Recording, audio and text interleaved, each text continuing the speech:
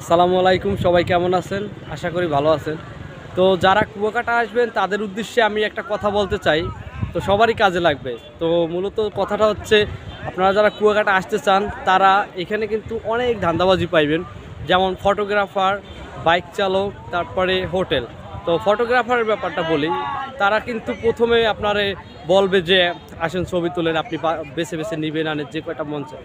কিন্তু তারা কিন্তু এক ক্লিকে অনেকগুলো ছবি তোলে, সেখান থেকে কিন্তু আপনার চয়েস করতে করতে কিন্তু এক পর্যায়ে অনেক ছবি ডিসাইড করেন। তো সেক্ষেত্রে কিন্তু অনেক টাকা লাগে। তো যারা এইখানের ফটোগ্রাফারদের কাছ থেকে ছবি তুলবেন তারা সাবধানে তুলবেন, কর গুনে গুনে ছবি চয়েস করবেন।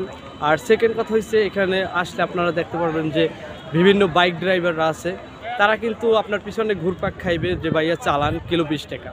তো নেক্সটে হবে কি, আপনি যাবেন ওনায় 2-3 কিলো মানে চালাবেন, তারপরে বলবে যে 5-6 কিলোমিটার হয়েছে এই টাইপের। তো তারা এগুলো থেকে কিন্তু ধান্দা করে। তো এইগুলো থেকে আপনারা খুবই সাবধান যারা আসবেন।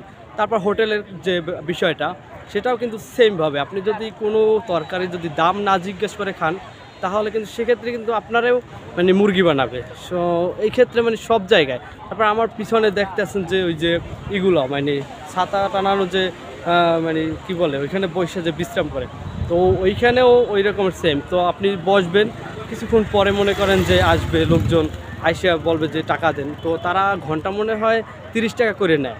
তো সেক্ষেত্রে তো আপনারা যারা নতুন আসবেন বা 2-1 বার আসছেন কিন্তু আবার আসতে চান, তো তাদেরকে আবার মনে করিয়ে দেওয়ার জন্য মূলত আমি এই ভিডিওটা বানাইছি।